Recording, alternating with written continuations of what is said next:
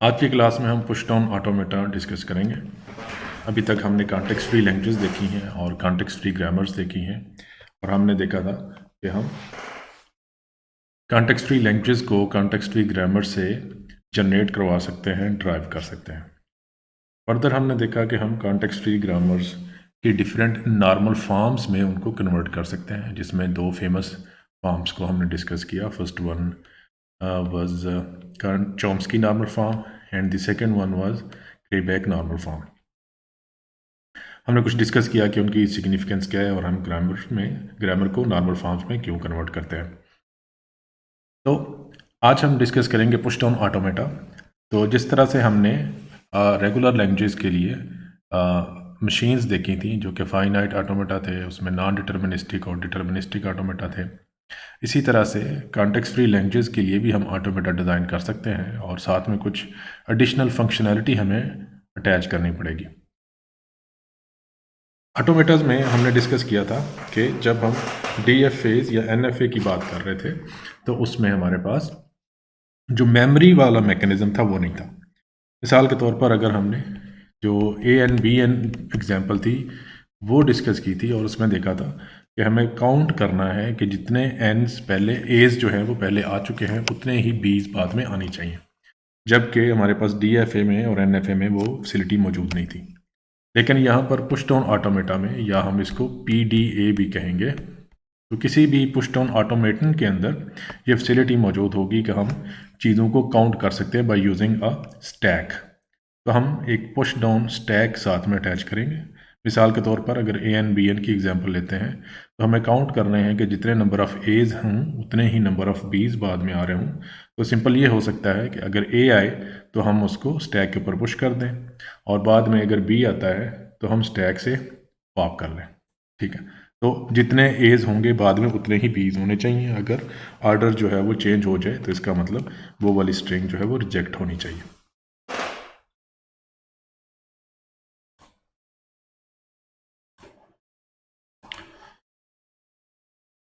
Okay जी, तो push down automata a new model for theoretical machines.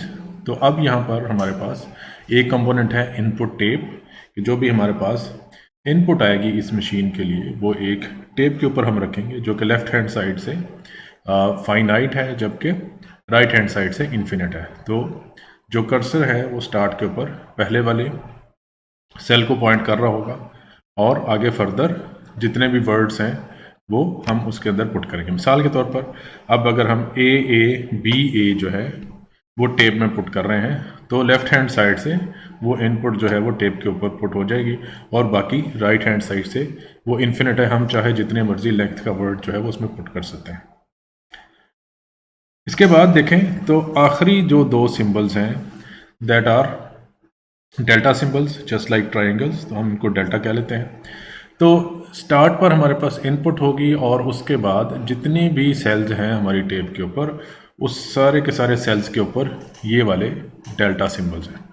ठीक है, तो यहाँ पर आगे वो सारे के सारे डेल्टा सिंबल है हर एक जो सेल है उसके ऊपर। तो उससे हमें ये पता चल जाएगा, जब डेल्टा सिंबल मिल जाएगा तो हम ये कह सकेंगे कि जो इनपुट है वो कंप्लीट हो गई है या ख़त्म हो गई है। इसी तरह से हम एक एक स्टेप जो है वो आगे मूव करते जाएंगे तो हम ब्लैंक सेल्स तक पहुंच सकते हैं। तो हमें उस हिसाब से जो है वो लॉजिक डिज़ाइन करनी पड़ेगी ऑटोमेटा में।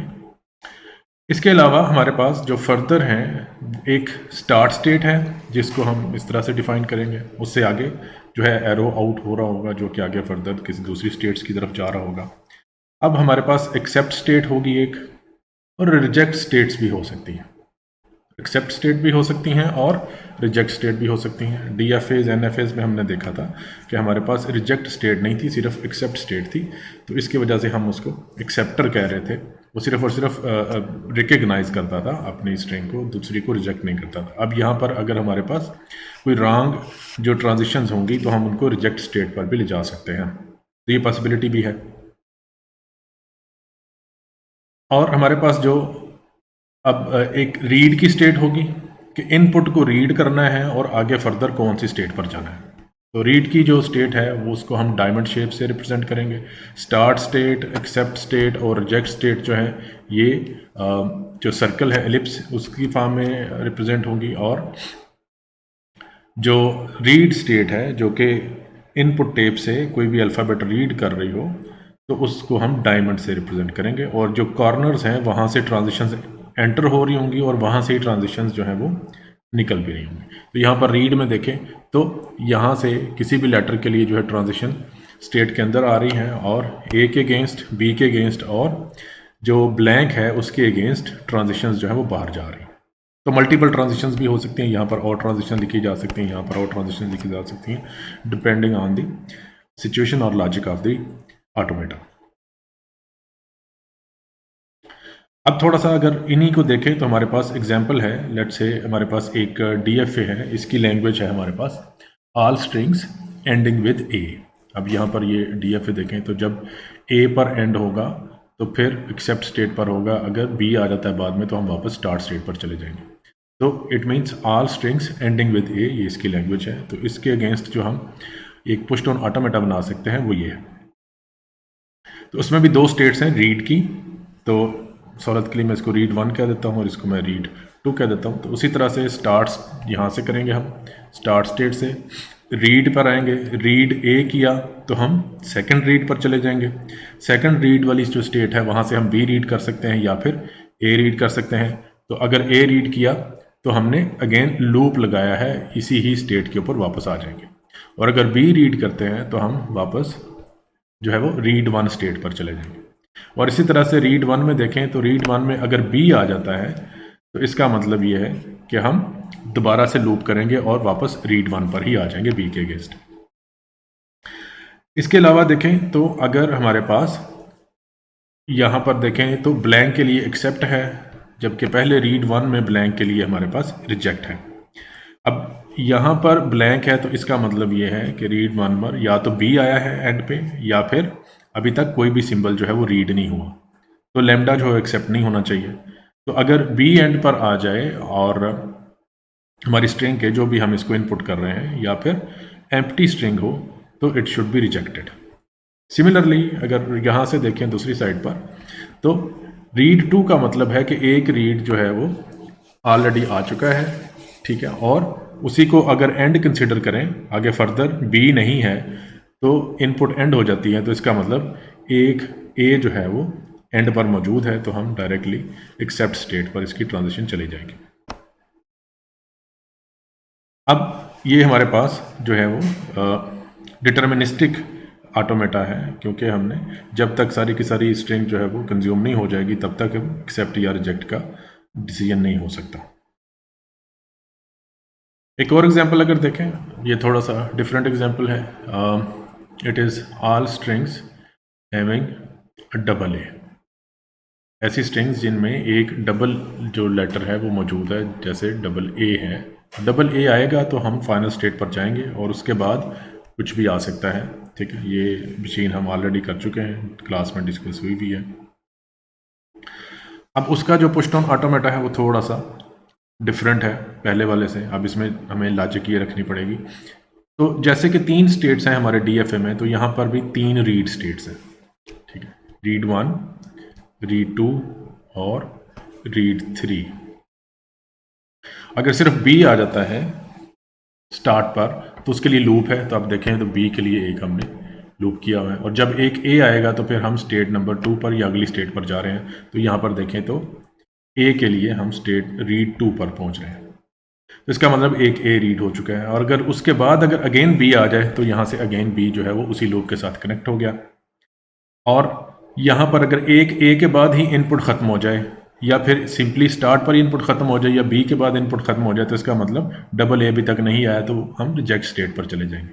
लेकिन रीड 3 स्टेट जो है उस पर पहुँचने का मतलब है कि 2 कंसेक्यूटिव जो एज हैं वो हमारे पास आ चुके हैं, तो हम रीड 3 पर चले जाएंगे। अगर उसके बाद कोई फर्दर इनपुट्स हैं तो उसी रीड 3 के ऊपर लूप है। अदरवाइज़ अगर इनपुट ख़त्म हो जाती है रीड 3 के ऊपर तो इसका मतलब है कि डबल ए आ चुका था, तो हमें एक्सेप्ट स्टेट के ऊपर मूव करना है।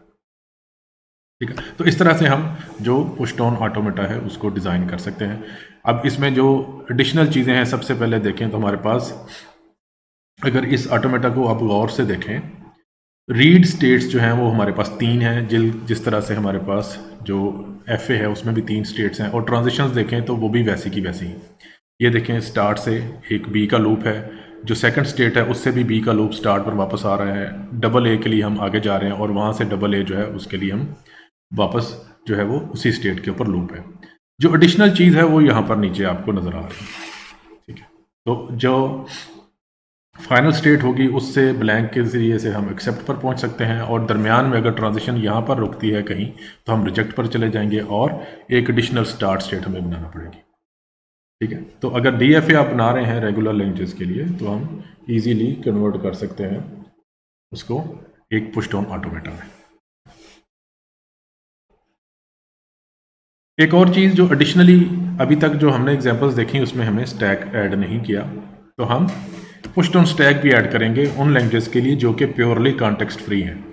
जो 2 एग्जांपल्स अभी हमने देखी हैं they are for regular language. हमने दोनों रेगुलर लैंग्वेज देखी थी, और जो रेगुलर लैंग्वेज के अगेंस्ट एक पुश डाउन ऑटोमेटा हमने डिज़ाइन किया रीड स्टेट के साथ। अब उनमें स्टैक यूज़ नहीं हुआ था।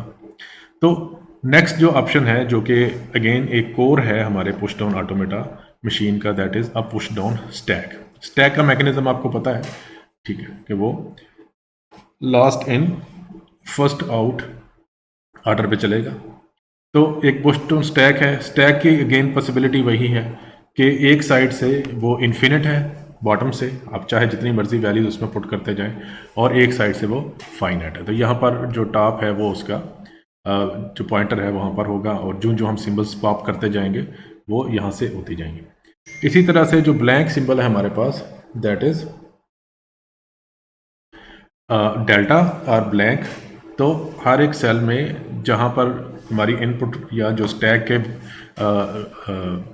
सिंबल्स हैं वो ख़त्म हो जाएंगे, तो उसके बाद आगे जितने भी एलिमेंट्स हैं वो सारे के सारे यहाँ पर भी हमारे पास ये ट्रायंगल शेप जो है वो ब्लैंक सिंबल मौजूद होगी।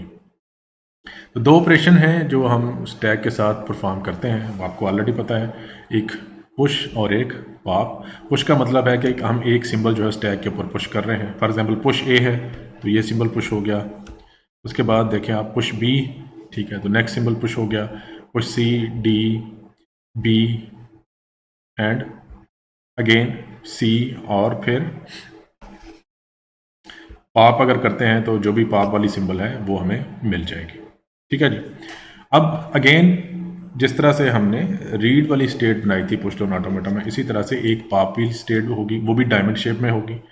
तो जो भी सिंबल पॉप है, तो पॉप का मतलब है कि एक सिंबल जो है वो स्टैक से पॉप हो रहा है। अगर स्टैक से A पॉप होगा तो हम इस साइड पर, हमारी जो लॉजिक है डायग्राम में चली जाएगी। अगर पॉप B सिंबल हो रहा है तो हम इस साइड पर जाएंगे। अगर ब्लैक पॉप हो रहा है तो फिर हम इस साइड पर जाएंगे, एंड सो ऑन। तो मल्टीपल सिंबल्स भी हो सकते हैं, उनके लिए भी हम मल्टीपल पाथ्स भी बना सकते हैं। सिमिलरली हमारे पास एक पुश स्टेट भी है। पुश स्टेट जो है वो सिंपल, जो भी एलिमेंट हम उसको देंगे, जैसे कि यहाँ पर A है तो इसका मतलब स्टैक के ऊपर उसने A पुश कर देना। ठीक है, तो इस साइड से अगर हम आएंगे ट्रांजिशन में तो पुश A करते हुए हम वापस किसी और स्टेट के ऊपर चले जाएंगे, जिस तरह से भी हमने डिज़ाइन किया होगा। तो यूजुअली पुश के केस में एक सिंबल पुश करने के बाद हम आगे फर्दर किसी दूसरी स्टेट पर जाएंगे, उससे आगे मल्टीपल ऑप्शन जो है वो रेयरली यूज़ होती है। पुश B के लिए भी हम ये काम कर सकते हैं कि हम अगर दोनों यहाँ से आ सकते हैं या इस साइड से आएँ, तो एक सिंबल B जो है वो स्टैक के ऊपर पुश करें और आगे फर्दर मूव करें। ठीक है जी।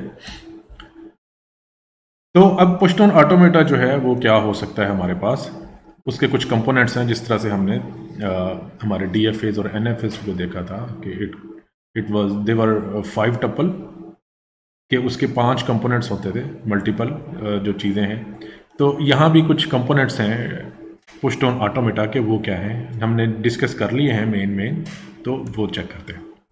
सबसे पहले एक पुश डाउन ऑटोमेटा के लिए first thing is an alphabet input letters. Sigma means जो हमारे पास सेट ऑफ अल्फ़ाबेट्स है वो बहुत ज़रूरी है कि कौन से ऐसे सिंबल्स हैं जो कि इनपुट लेटर्स में आएंगे या जिनको हमने रीड करना है, वो सेट डिफाइन होना ज़रूरी है। Number 2, N input tape. जो दूसरा एलिमेंट है दैट इज़ इनपुट टेप, जो कि एक साइड से फाइनाइट है और बाकी एक साइड से इन्फिनिटली लार्ज है, हम उसको ये अज्यूम कर रहे हैं। तो दूसरा कंपोनेंट है input tape, finite on the left but infinite to the right and separated into cells. The input tape initially contains the sequence of input letters starting in the first cell. The rest of the tape contains only blanks. तो जो triangular symbols हैं वो blanks हैं। तो एक left hand side से जो हम इनपुट रखेंगे वो होगी, और उसके बाद जब इनपुट हमारी ख़त्म होगी तो उसके बाद सारे के सारे ब्लैंक सिंबल्स हमारी टेप के ऊपर पड़े हुए होंगे। Next is one start state with at least one outgoing edges and no incoming edges. ठीक है, तो हमारे पास एक स्टार्ट स्टेट होगी जिसको हम यूजुअली एक इस फॉर्म में लिखेंगे। ठीक है, तो यहाँ से सिर्फ और सिर्फ एक या एक से ज़्यादा आउटर एजेस होंगे, इनर एजेस नहीं हैं जो कि इनवर्ड आ रहे होंगे। ठीक है जी, तो एक ही स्टार्ट स्टेट होगी।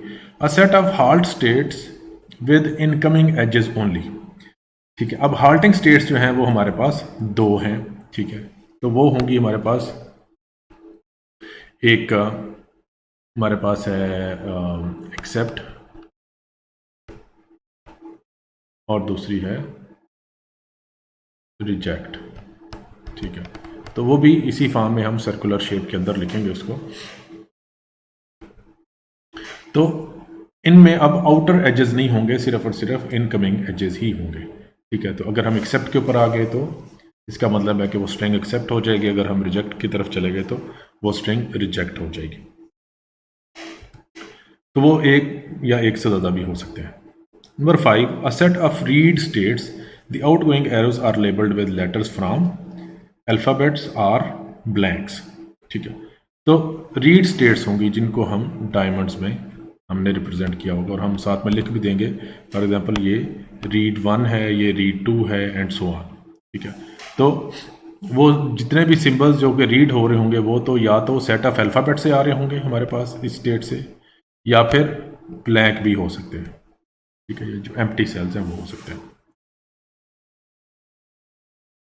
फॉर एग्जांपल स्टार्ट और एक्सेप्ट इस तरह से है, रिजेक्ट इस तरह से होगी, और रीड स्टेट डायमंड फॉर्म में होगी। नेक्स्ट इज सिक्स्थ एलिमेंट जो है that is an alphabet sigma for stack characters. ठीक है, तो यहाँ पर अब जो कैपिटल सिग्मा है वो अब स्टैक के करैक्टर्स को भी डिफाइन करेगा। जैसे हमने इनपुट करैक्टर्स को डिफाइन किया है, तो एक और सेट होगा हमारे पास जो कि स्टैक के लिए होगा। ठीक है, तो ये स्टैक के जो करैक्टर्स हैं उनको हम डिफाइन करेंगे। A pushed on stack infinite in one direction, the stack is initially empty. तो टेप की तरह से ही, जिस तरह हमारा टेप एक कंपोनेंट है, इसी तरह से एक पुश्ड ऑन स्टैक जो है वो भी एक कंपोनेंट होगा जो कि एक साइड से फाइनाइट है जबकि एक साइड से इन्फिनिट है, और एम्प्टी का मतलब है कि वहाँ पर वही जो हमारे पास ट्रायंगुलर सिंबल्स हैं वो वहाँ पर पड़े हुए होंगे जब तक हम उनको यूज़ नहीं करते। A finite set of push states that put characters on to the top of the stack.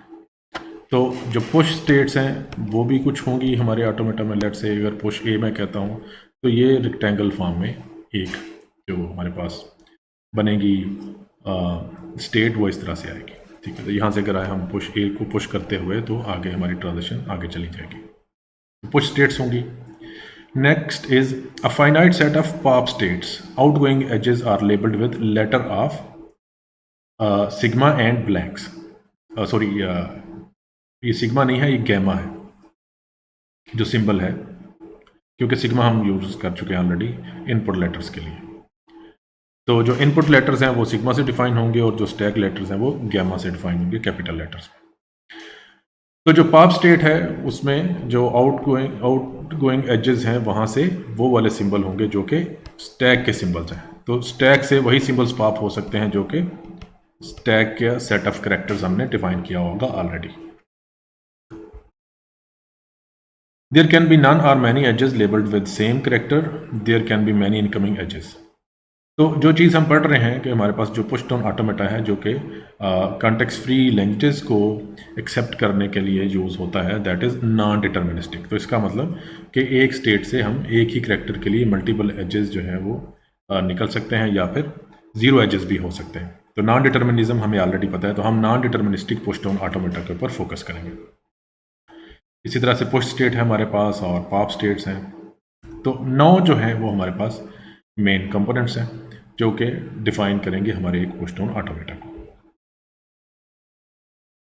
Language accepted or recognized by a push tone automata is the set of words whose path end in an accept state।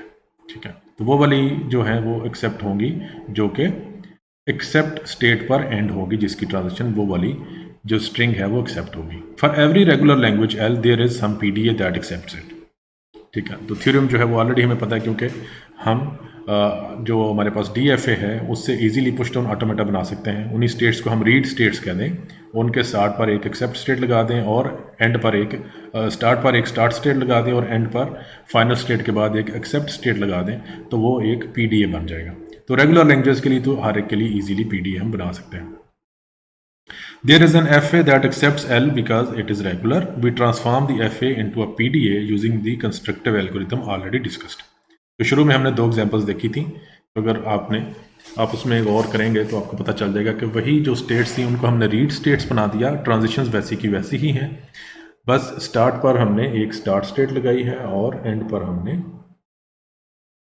एक जो reject state accept state है वो and पर लगाई है, और अगर आप चाहें तो रिजेक्ट स्टेट्स भी लगा सकते हैं। लेकिन ज़रूरी नहीं कि रिजेक्ट स्टेट ज़रूर मौजूद हो, आप रिजेक्ट स्टेट जो है उसके बगैर भी ऑटोमेटा बना सकते हैं, क्योंकि नॉन डिटर्मिनिस्टिक है तो वो कंप्लीट हो सकता है विदाउट रिजेक्ट स्टेट्स भी। एग्जाम्पल देखते हैं हमारे पास। अब फॉर एग्जाम्पल एक लैंग्वेज है A and A+B whole star.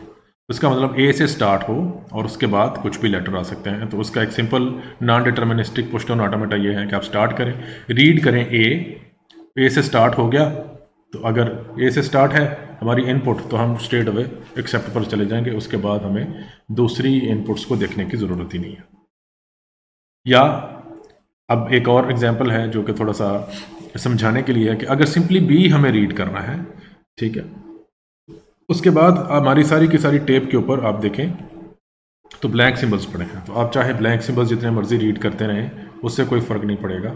तो हम मल्टीपल ब्लैंक सिंबल्स रीड करते हुए भी एक्सेप्ट स्टेप पर जा सकते हैं। ब्लैंक या जो डेल्टा है उसका मतलब है कि अब इनपुट्स जो हैं वो ख़त्म हो गई हैं और हमारे आगे टेप के ऊपर इन्फिनिटली मैनी ब्लैंक सिंबल्स पड़े हुए हैं।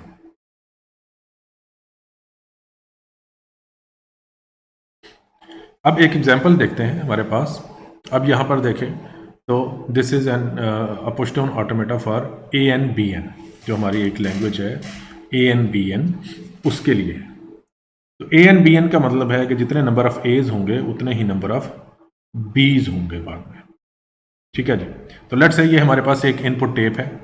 अब इसमें देखें तो एक रीड 1 स्टेट है और एक रीड 2 है, मैं उसको नंबर्स दे देता हूँ। इसी तरह से हमारे पास पॉप 1 स्टेट है और पॉप 2 स्टेट है। अब इसमें देखें तो जो इम्प्लीमेंटेशन है उसमें देखें तो स्टार्ट पर एक रीड है, अगर तो A रीड हो रहा है यहाँ पर देखें तो वो डायरेक्टली स्टैक के ऊपर पुश हो रहा है। तो जब भी रीड 1 जो है वो A रीड करेगी तो वो स्टैक के ऊपर A पुश करने के बाद वापस आ जाएगी। और अगर रीड B है तो उसको यहाँ से देखें, अगर B रीड होता है स्टार्ट पर तो फिर पॉप का ऑपरेशन परफॉर्म करना है। पॉप का ऑपरेशन क्या करेगा, वो स्टैक से एक एलिमेंट निकाल लेगा। ठीक है, तो स्टैक के ऊपर अगर हमें ब्लैंक मिल जाता है या फिर B मिल जाता है तो फिर स्ट्रेट अवे हमने रिजेक्ट कर दिया, क्योंकि हमने अब पूरी की पूरी डायग्राम में देखें तो सिर्फ और सिर्फ A जो है वो स्टैक के ऊपर पुश हुआ है, B स्टैक के ऊपर नहीं है। तो अगर B स्टैक के ऊपर से मिल जाए हमें, ठीक है, तो फिर रिजेक्ट हो जाना चाहिए। अब जो लॉजिक ये है कि जब A मिलेगा तो हम स्टैक के ऊपर A को पुश करेंगे, और जब हमें B जो है वो रीड होगा इनपुट के ऊपर से तो फिर हम A को पॉप कर लेंगे। तो जितने A's पुश हुए होंगे B के अगेंस्ट जो कि बाद में आ रहे होंगे, उतने ही A's पॉप होने चाहिए। अगर उतने A's पॉप नहीं होते, उससे ज़्यादा हो जाते हैं या उससे कम होते हैं या होते नहीं हैं, तो फिर हम रिजेक्ट की तरफ जाएंगे। ठीक है जी, ये मेन लॉजिक है। तो यहाँ पर देखें फंक्शनैलिटी, A आया तो पुश A कर दिया, B आया तो पॉप A कर लिया और उसके बाद रीड किया अगेन। ठीक है, तो रीड किया, B आएगा तो फिर अगेन पॉप करेंगे, A पॉप हुआ तो फिर अगेन रीड करते जाएंगे जब तक के फर्दर इनपुट्स ख़त्म नहीं हो जाती। तो B's अगर एंड पर ख़त्म हो जाते हैं तो फिर हम ब्लैंक के लिए देखें तो एक और पॉप स्टेट पर चेक किया हमने कि अगर इनपुट भी ख़त्म हो गई और स्टैक के ऊपर भी इनपुट कोई नहीं है, मींस एम्प्टी है, तो फिर हम एक्सेप्ट करेंगे। और अगर इनपुट ख़त्म हो गई है और स्टैक के ऊपर अभी कुछ सिंबल्स आपको मिल रहे हैं तो फिर हम रिजेक्ट की तरफ चले जाएंगे। तो मेन इसकी ये लॉजिक है। अब एक छोटी सी एग्जांपल के लिए मैं इसको यही जो एग्जांपल लिखी हुई है 3 A's और 3 B's, यहाँ पर देखें तो ये 3 A's हैं और फिर 3 B's हैं और उसके बाद एक ब्लैंक सिंबल। तो ये हमारी इनपुट है और स्टैक जो है वो मैं यहाँ पर बना देता हूँ, ठीक है। और यहाँ पर जो एम्प्टी सिंबल हमारा पड़ा हुआ है, तो ये स्टैक है। तो सबसे पहले हमारे पास रीड 1 जो है वो रीड होगा, मैं नंबर लगा देता हूँ अगेन, पॉप 1 और पॉप 2। तो रीड 1 हुआ तो इसने क्या किया, ए रीड किया और अगेन पुश ए जो है वो स्टैक के ऊपर पुश कर दिया। तो मैं यहाँ पर ए जो है वो स्टैक के ऊपर पुश हो गया। तो दोबारा देखें, लूप जो है वो अगेन स्टार्ट से होता हुआ रीड 1 पर आ गया, तो ये 1 रीड हो गया। अब नेक्स्ट सिंबल रीड हुआ तो वो अगेन ए है, तो एक और ए जो है वो स्टैक के ऊपर पुश हो गया। उसके बाद अगला सिंबल रीड हुआ, दैट इज अगेन ए, तो अगर ए रीड हुआ तो अगेन ए एक पुश हो गया स्टैक के ऊपर। अब नेक्स्ट सिंबल रीड हुआ बी, तो सिंबल रीड हुआ है बी, तो हम फिर यहाँ से देखें तो बी के अगेंस्ट हम पॉप 1 स्टेट पर पहुँच गए। अब पॉप 1 स्टेट ने एक कोई भी जो टॉप के ऊपर पड़ा हुआ है एलिमेंट, स्टैक के टॉप के ऊपर जो भी एलिमेंट पड़ा है वो पॉप हो जाएगा। तो वो कौन सा है, ए। तो ए पॉप हुआ तो हम रीड 2 स्टेट पर पहुँच गए। रीड 2 स्टेट ने अगेन रीड किया तो नेक्स्ट ए पॉप हो गया और नेक्स्ट बी रीड हुआ तो अगेन पॉप 1 पे ऊपर आ गया। पॉप 1 ने अगेन जो है वो ए पॉप किया तो हम रीड 2 पर पहुंच गए। रीड 2 ने फिर बी नेक्स्ट रीड किया तो हम पॉप 1 पर आ गए। पॉप 1 ने ए पॉप किया तो हम फिर रीड 2 के ऊपर चले गए। अब रीड 2 ने फाइनली यहाँ पर जो है वो ब्लैंक रीड कर लिया नेक्स्ट सिंबल। ब्लैंक रीड किया तो हम यहाँ से देखें तो मूव होते हुए पॉप 2 सिंबल के ऊपर पहुँच, जो स्टेट है उसके ऊपर पहुँच गए। अब इसका मतलब यह है कि इनपुट ख़त्म हो गई है। अब पॉप जो ऑपरेशन है वो परफॉर्म हुआ, तो अब यहाँ पर देखें स्टैक के ऊपर जो है एम्प्टी सिंबल ही पड़ा हुआ है, स्टैक एम्प्टी हो चुका है, तीनों एज पॉप हो चुके थे 3 बीज के लिए, ठीक है। अब पॉप वाला ऑपरेशन हुआ तो हमारे पास जो ब्लैंक सिंबल है वो मिली है, तो जो हमारी ट्रांजिशन है that ends in an accept state, ठीक है। तो उसने ट्रिपल ए ट्रिपल बी जो है वो एक्सेप्ट हो गया। अगर इस तरह कोई और इनपुट अगर आप यूज़ करेंगे तो हम जो है वो एक्सेप्ट स्टेट पर नहीं पहुंच सकते, बल्कि हमें किसी न किसी रिजेक्ट स्टेट पर पहुंच जाएंगे। तो इस तरह से ये हमारे पास जो एक एग्जाम्पल है language, context free language AN/BN के लिए, ये वाला पुश डाउन ऑटोमेटा है। अब यही जो चीज़ हमने रनिंग फॉर्म में की है, हम सारी की सारी इसकी जो फंक्शनैलिटी है इस मशीन की, उसको हम टेबुलर फॉर्म में रिप्रेजेंट कर सकते हैं। मिसाल के तौर पर ये, ठीक है, तो इसको हम ट्रेस टेबल कहेंगे, ठीक है, कि जितनी भी हमारी फंक्शनैलिटी है पुश डाउन ऑटोमेटा की उसको हम ट्रेस कर सकते हैं। तो यहाँ पर हमें 3 जो है वो कॉलम्स बनाए हमने। सबसे पहले कॉलम है स्टेट का यहाँ पर, उसके बाद स्टैक और उसके बाद टेप। टेप के ऊपर हमारी इनपुट है, स्टैक के ऊपर हमारे स्टैक वेरिएबल्स जाएंगे। और इस एग्जांपल पे हमने ज्यूम किया कि जो इनपुट सिंबल्स हैं वही हमारे स्टैक सिंबल्स हैं, ए और बी भी हो सकते हैं, लेकिन यहाँ पर ए के लिए हमने लॉजिक डिज़ाइन की। और यहाँ पर देखें तो हमारे पास जो स्टेट्स हैं वो लिखी होंगी, जैसे स्टार्ट है, फिर रीड 1 है, फिर push A, read 1, push A, read end वगैरह, pop up to so on. तो सबसे पहले स्टार्ट पर देखें तो टेप जो है वो उस पर सिंबल्स लिखे हुए हैं, स्टैक जो है वो एम्प्टी है और स्टार्ट से हमने शुरू किया। तो जब स्टार्ट से हमने शुरू किया तो हम कौन सी अगली स्टेट के ऊपर जाएंगे, दैट इज़ रीड 1। रीड 1 पर चले गए तो यहाँ पर देखें तो इनपुट में जो पहला लेटर है वो अंडरलाइन हुआ है, तो इसका मतलब यह है कि ए रीड होगा। तो ए रीड हो गया और उसके बाद हम कौन सी स्टेट पर जा रहे थे, अगर आप पिछली डायग्राम देखें तो रीड ए होने के बाद यहाँ पर देखें तो हम पुश ए पर जा रहे हैं, पुश स्टेट पर जा रहे थे। तो ए रीड हुआ तो नेक्स्ट स्टेट हमारे पास आ गई पुश ए। उसने क्या काम किया, स्टैक के टॉप के ऊपर ए पुश हो गया और एक ए रीड हो चुका हुआ है, ठीक है जी। तो ये वैसे का वैसे ही हमने लिख दिया। अब फर्दर पुश होने के बाद हम नेक्स्ट जो स्टेट के ऊपर मूव हुए थे वो अगेन रीड 1 थी। पिछली डायग्राम में देखें तो पुश होने के बाद अगेन रीड के ऊपर आए थे। तो रीड 1 में अगेन अगला सिंबल रीड हुआ, वो भी अंडरलाइन हो गया। और अगला सिंबल होने के बाद हम पुश ए स्टेट पर गए थे और उसने एक और ए जो है वो स्टैक के ऊपर पुश कर दिया। इसी तरह से अगला सिंबल रीड हुआ, एक और ए पुश हो गया। फर्दर बी जब रीड हुआ तो फिर हमने पॉप स्टेट पर गए थे। वापस देखें तो जब बी रीड हुआ तो हम पॉप 1 हमने इसको कहा हुआ है, इसको 2, इसको रीड 1, इसको रीड 2, तो पॉप 1 स्टेट के ऊपर हम मूव किया था, ठीक है। तो यहाँ पर देखें तो बी रीड हुआ तो हम पॉप 1 स्टेट के ऊपर आए और एक ए जो है वो टॉप के ऊपर जो था पहला वाला वो पॉप हो गया। अब हमारे पास 2 एज रह गए हैं और एक बी भी रीड हो गया। फर्दर आगे जाए तो नेक्स्ट एक बी जो है वो रीड होता है यहाँ पर, तो रीड के बाद हम पॉप 1 पर जाएंगे और अगला ए भी पॉप कर लेंगे। फाइनली थर्ड बी रीड हुआ तो हम अगेन रीड करने के बाद थर्ड बी पॉप 1 पर आए और हमने आखिरी जो ए था वो भी पॉप कर लिया। अब स्टैक एम्प्टी है। नेक्स्ट रीड 2 हुआ, रीड 2 ने ये देखें यहाँ पर जो हमारे पास एम्प्टी सेल है वो रीड किया ब्लैंक सिंबल, तो फिर हम ब्लैंक सिंबल के अगेंस्ट पॉप 2 स्टेट पर जा रहे थे। पॉप 2 स्टेट ने अगेन पॉप का ऑपरेशन परफॉर्म किया तो वहाँ पर जो हमें ब्लैंक सिंबल मिला और ब्लैंक सिंबल के अगेंस्ट पॉप 2 से हम एक्सेप्ट पर चले गए, ठीक है। तो इस तरह से हम हमारी जो ट्रांजिशन है इस एक स्ट्रिंग के लिए वो पुश डाउन ऑटोमेटा से हम उसको ट्रेस कर सकते हैं। ट्रेसिंग में हमें स्टेट्स साथ में बतानी है और स्टैक बताना है और टेप के सिम्बल्स बताने हैं। तो कोई भी हमारे पास पुश डाउन ऑटोमेटा हो और हम किसी एक स्पेसिफिक स्ट्रिंग को इनपुट करते हुए ट्रेस टेबल क्रिएट कर सकते हैं। हर एक स्टेप को आप एक न्यू रो के अंदर आप लिखते जाएं, तो इस तरह से अंडरलाइन करते जाएं जो भी इनपुट रीड हो रही है और स्टैक की जो सिचुएशन है वो भी आप साथ में लिखते जाएं, ठीक है जी। फर्दर एक और एग्जांपल है, अगर आप देखें तो it is about palindrome. Palindrome हमें पता है कि हमारे पास जो भी एक स्ट्रिंग आ रही है एक साइड से अगर आप रीड करते हैं तो दूसरी साइड पर भी आप उसको सेम रीड कर सकते हैं दोनों साइड से। तो this is called an x palindrome.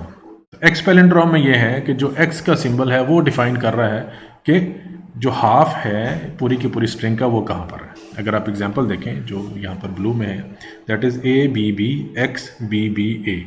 इसका मतलब यह है कि जो पहला हाफ है that is A B B, उसके बाद एक एक्स सिंबल है और उसके बाद बी बी ए है।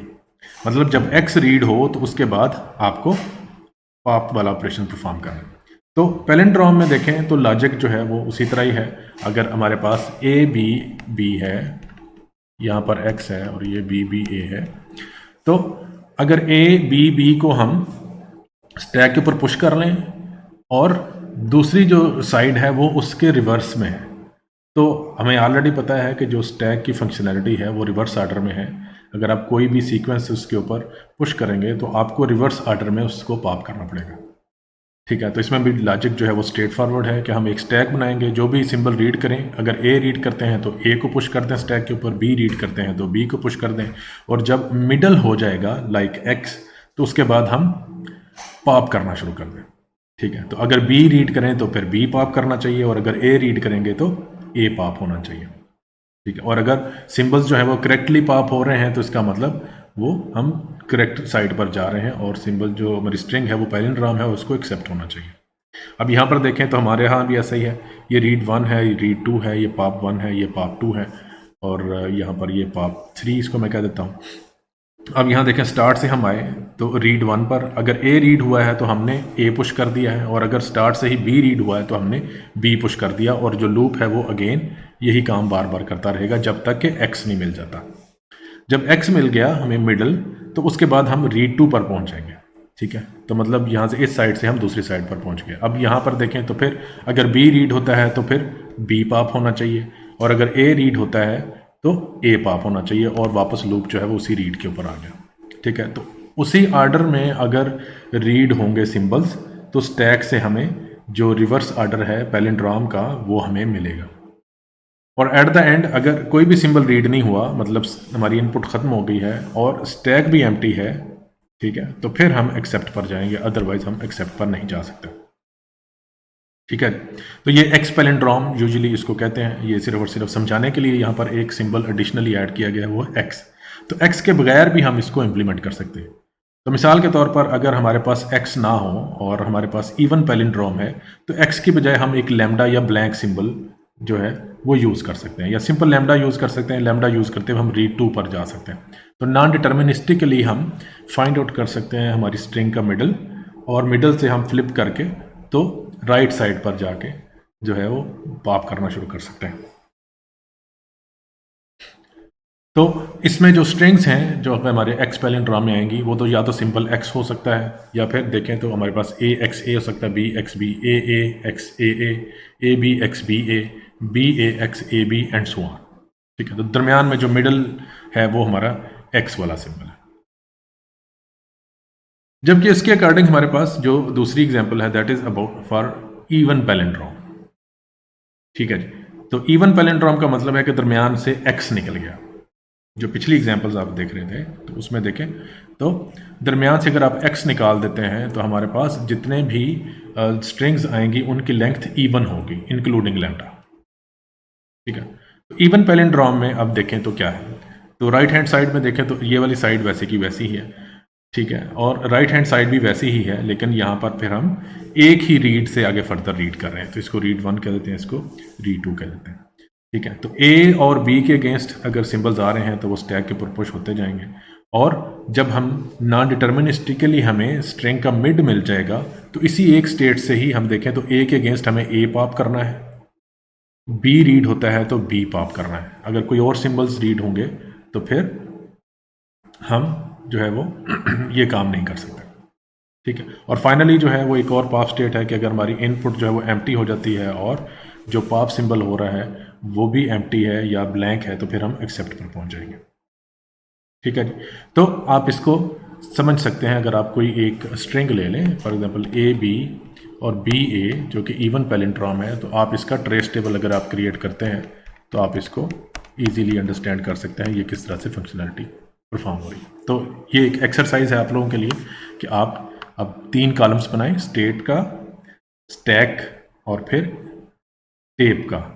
तो टेप के ऊपर ये वाला सिंबल हमें रखने पड़ेंगे। ठीक है, ए बी बी ए और फिर ब्लैंक सिंबल, और उसके बाद स्टैक और स्टेट्स को आप डिफाइन करते जाएं तो आप ट्रेस कर सकते हैं कि इसकी फंक्शनैलिटी किस तरह से चल रही है।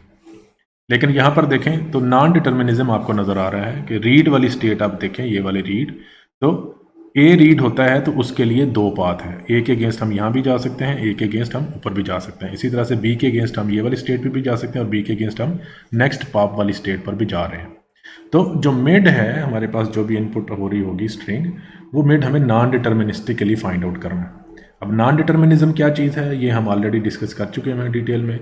नॉन डिटर्मिनिस्टिक वे में ऑल पॉसिबल ब्रांचेस जो हैं एग्जीक्यूशन ट्री की फॉर्म में वो चेक होंगी। अगर कोई भी एक ब्रांच जो है वो एक्सेप्ट पर हमें लेकर जा रही है देन एक्सेप्ट, और अगर सारी की सारी ब्रांचेस हमें रिजेक्ट पर या अनएक्सेप्टेबल फॉर्म में लेकर जा रही हैं या, तो फिर हम उसको रिजेक्ट करेंगे।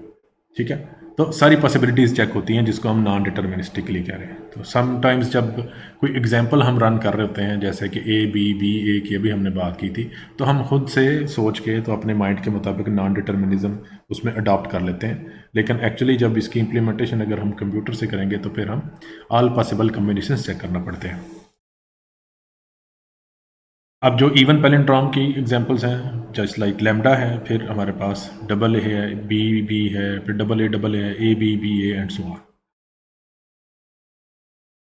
सबसे पहले अब थोड़ा सा हिरार्की है, अगर वो देखें तो हमने रेगुलर लैंग्वेज देखी थी, ऐसी लैंग्वेज जो कि रेगुलर है, रेगुलर लैंग्वेज जो कि finite automata, non deterministic finite automata और ट्रांजिशन ग्राफ वगैरह से एक्सेप्ट हो रही हैं। अब जब हमने हिरार्की देखी थी तो उसमें हमने ये भी देखा था कि रेगुलर लैंग्वेज के बाद हमने एक सर्कल बनाया था that was for context free language. तो अब जो कॉन्टेक्स्ट फ्री लैंग्वेज हैं वहाँ पर पुश डाउन ऑटोमेटा जो है उनकी जो कैपेसिटी है या पावर है वो थोड़ी सी डिफरेंट है based on determinism and non determinism.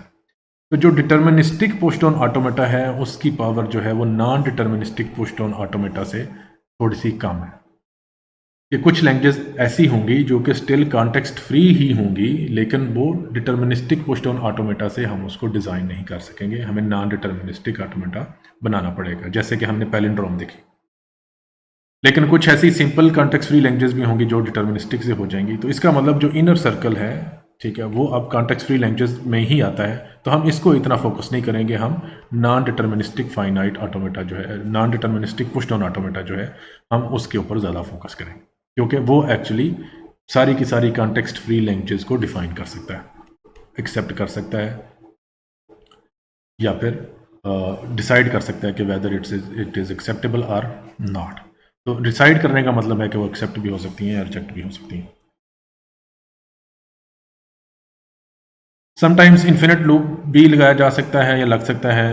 For example अगर आप देखें तो बी रीड हुआ तो पुश ए हो गया, और ए पॉप हुआ तो फिर हम वहाँ पर चले गए, तो पुश ए फिर पुश ए पॉप ए पुश ए पॉप ए। तो ये सूरत हाल जो है वो sometimes push tone automata design करते वक्त हो सकती है। तो हमें इसका भी ध्यान रखना है कि ट्रांजिशन जो है वो बार बार होती ना रहे, क्योंकि इससे ये होगा कि सेम सिंबल बार बार पुश पॉप होता रहेगा, ठीक है, और आगे ट्रांजिशन नहीं चल सकती। तो इन्फिनिट जो लूप्स हैं उनको भी यहाँ पर ध्यान में रखना पड़ेगा, क्योंकि यहाँ पर देखें तो पुश ए या पॉप ए करते हुए हमारे पास जो इनपुट टेप है वो वैसी की वैसी एक जगह पर स्टेबल रहेगी। इनपुट टेप में कोई चीज़ रीड नहीं हो रही, जबकि स्टैक के ऊपर एक सिंबल आएगा और वही दोबारा से पॉप हो जाएगा, ठीक है। तो वो बार बार एक इन्फिनिट लूप की तरफ चला जाएगा। तो इसको अवॉइड करना है, ये चीज़ नहीं होनी चाहिए। अच्छा जी, तो ये एक एग्जांपल है। इस एग्जांपल को हम बाद में डिस्कस करेंगे जब हम context free language, context free grammars और पुश टोन ऑटोमेटा को डिस्कस कर रहे होंगे। तो अगले लेक्चर में इस एग्जांपल को हम डिस्कस करते हैं। तो अभी तक जो आज के लेक्चर में हमने देखा है, हमारे पास पुश टोन ऑटोमेटा वो क्या होते हैं, उसके कंपोनेंट्स क्या है और वो किस तरह से काम करता है, उसमें हम किस तरह से स्टैक को इम्प्लीमेंट कर सकते हैं। एक एग्जांपल के साथ मल्टीपल एग्जांपल्स हमने देखी। एक एग्जांपल का हमने ट्रेस टेबल भी बनाया कि हम किस तरह से सारी की सारी जो फंक्शनैलिटी है पुश टोन ऑटोमेटा की उसको ट्रेस भी कर सकते हैं। तो नेक्स्ट क्लास में फिर हम देखते हैं कि क्या हम कॉन्टेक्स्ट फ्री ग्रामर्स अगर हमारे पास हों तो क्या हम ग्रामर को पुश टोन ऑटोमेटा में कन्वर्ट कर सकते हैं या नहीं, क्योंकि अभी हमने यही बात की थी कि पुश टोन ऑटोमेटा जो है वो कॉन्टेक्स्ट फ्री लैंग्वेजेस जो हैं उनको डिसाइड करते हैं, एक्सेप्ट करते हैं या फिर रिजेक्ट करते हैं, जो भी स्ट्रिंग हम उसको देते हैं। तो अगर हमारे पास लेट से हम डिज़ाइन नहीं कर पा रहे और हमारे पास एक ग्रामर है, तो क्या हम ग्रामर को पुश टोन ऑटोमेटा में कन्वर्ट कर सकते हैं? अगर हम कर सकते हैं तो इसका मतलब कॉन्टेक्स्ट फ्री ग्रामर्स जो है वो पुश टोन ऑटोमेटा के इक्वलेंट है। तो अगले लेक्चर में फिर हम उनकी जो इक्वलेंस है उसको डिस्कस करते हैं, और इक्वल करने के लिए या एक को दूसरे में कन्वर्ट करने के लिए हमें क्या टास्क परफॉर्म करने हैं वो देखेंगे।